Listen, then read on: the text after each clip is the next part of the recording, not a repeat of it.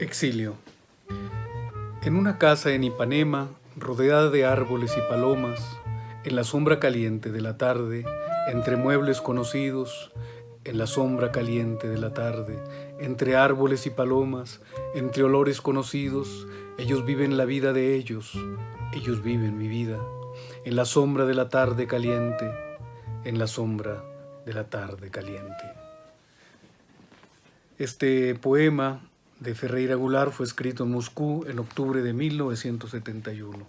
Bueno, pues hoy vamos a hablar del poeta brasileño Ferreira Goulart, nacido en San Luis de Maranhão en 1930 y fallecido en Río de Janeiro en diciembre del 2016.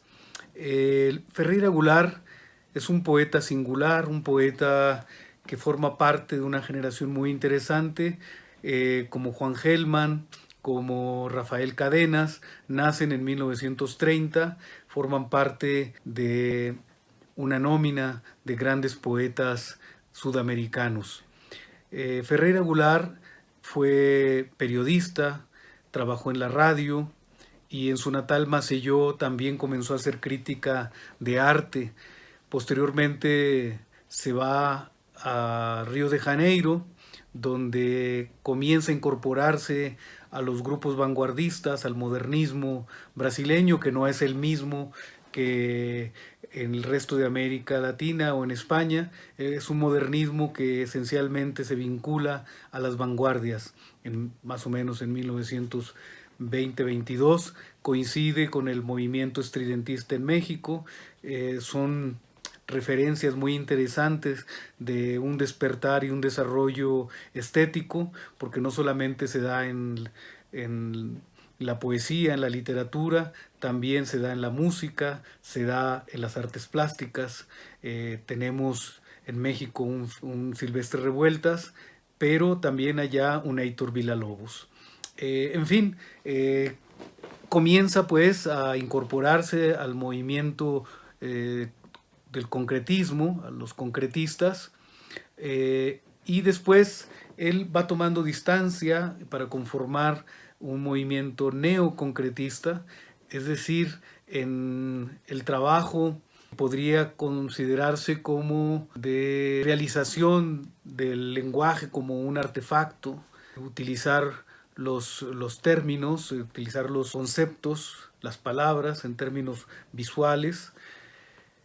Pero eso finalmente a Ferreira Goulart no le satisface. Después viene un periodo de represión política, él tiene que salir en el exilio, vive en diferentes países, pasa por México, está en Moscú. Después de esa presencia en la ex Unión Soviética, llega a Chile, donde lo sorprende el golpe militar de 1973, de allí tiene que salir a la Argentina, y en Argentina tiene un cambio muy interesante de convicción y de percepción de la poesía, toma distancia de sus inicios concretistas, toma distancia del vanguardismo y opta por un tipo de poesía más vinculada a la realidad, a la cotidianidad, a lo callejero. De hecho, para Ferreira Goulart, la poesía se hace con el lenguaje banal. Obviamente no todo el lenguaje banal es poesía, pero la poesía tiene los sentidos, tiene toda la atención en los ruidos callejeros, tiene puesta la atención en el barullo, ¿no? Ferreira Goulart, que fue bautizado como José Ribamar Ferreira, explicaba esta relación de la creación poética con el barullo, con el ruido externo, con el ruido del mundo objetivo, con la experiencia humana. Por eso sus poemas están empapados de este tránsito, de estas circunstancias, de esta experiencia subjetiva, de esta experiencia con la realidad concreta que le toca a cada individuo y que conforma su realidad, que es la realidad que transmite a los demás. Ferreira Goulart yo lo conocí en el año de 1998, cuando vino a México para publicar en El Vértigo del Día. Fue un libro bilingüe que publicó la editorial Aldus, con traducción de Alma Velasco, que es una cantante también muy reconocida en México, compañera de un poeta muy querido y también muy reconocido, que es Eduardo Casar, uno de los poetas, por cierto, que para mí son un referente de la poesía y el humor. Bueno, pues ellos trajeron a Ferreira Goulart. Aquí tuve la oportunidad de conocerlo cuando teníamos el proyecto de la revista Alforja. Le hice una larga entrevista y a partir de allí comenzó un conocimiento de este gran poeta. Posteriormente, en La Cabra Ediciones, una editorial que me tocó fundar también con María Luisa Martínez Pasarge, hicimos este libro que es El animal transparente, con la traducción del poeta uruguayo Alfredo Fresia, quien hace el prólogo también, el estudio introductorio de este libro.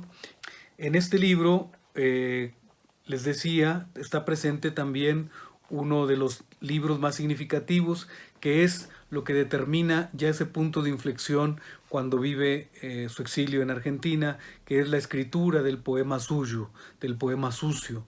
Es allí donde se ejerce la mayor convicción de que la poesía se hace con el lenguaje banal, que la poesía se alimenta de la oralidad y que lo más importante también es la transmisión de la subjetividad y de la experiencia humana. Cuando vino a México, Ferreira Goulart, me llamó la atención sobre todo un poema que nos coloca justamente ante el hecho humano de la desintegración, de esa caducidad a la que estamos destinados. En El Vértigo del Día, la traducción de Alma Velasco, este poema, este gran poema, Bananas podres o plátanos podridos en el español mexicano, vamos a leer un fragmento. Como un reloj de oro lo podrido, oculto en las frutas sobre el balcón, aún miel dentro de la cáscara en la carne que se hace agua, era aún oro, el azúcar turbia viniendo del suelo y ahora allí, los plátanos negros como bolsas blandas donde se posa una abeja y gira manecilla en el universo dorado, parte mínima de la tarde en abril mientras vivimos. Y detrás de la ciudad, de las personas en la sala o cosiendo a espaldas de las personas, al frente de ellas, a la derecha o detrás de las palmas de los cocoteros alegres y del viento, hecho un cinturón azul y ardiente el mar batiendo su tambor, que desde la recaudería no se escucha. ¿Qué tiene que ver el mar con estos plátanos manchados ya de muerte, que a nuestro lado viajan hacia el caos y se acedan y arden en agua y ácidos de camino a la noche, vertiginosamente despacio? ¿Qué tiene que ver el mar con esa marejada de aguas sucias hirviendo en los plátanos, con esas voces que hablan de vecinos, de nalgas, de aguardiente? ¿Qué tiene que ver el mar con ese barullo? ¿Qué tiene que ver el mar con ese patio? Aquí, de azul, apenas hay un añico de un frasco de leche de magnesia, hueso de ángel, que se perderá en la tierra suelta conforme a la acción giratoria de la noche y de los perfumes en las hojas de la menta. Ningún alarde, ninguna alarma, aun cuando el verano pasa gritando sobre nuestros tejados. Poco tiene que ver el mar con este baño de cemento y zinc donde el silencio es agua, una esmeralda engastada en la pileta, y que suelta se diluye por los caños por debajo de la ciudad. Aquí en todo hay más pasado que futuro, más muerte que fiesta. En este baño de agua salada y sombra, mucho más que de mar hay de floresta. Mucho más que de mar en este baño hay de plátanos podridos en la recaudería, y no tanto por el agua en que se deterioran, donde un fuego al revés huye en el azúcar, sino por lo suave de esa vida de fruta inserta en la vida de la familia, lo suave del baño a las 3 de la tarde. Solo tiene que ver el mar con esta nocturna tierra de patio, donde gravitan perfumes y futuros, el mar, donde gravitan perfumes y futuros, el mar, con sus pistones azules, con su fiesta. Tiene que ver con estos plátanos, donde la tarde se pudre, echa una carroña vegetal que atrae abejas, tábanos. Tiene que ver con esta gente, con estos hombres que lo traen en el cuerpo y hasta en el nombre.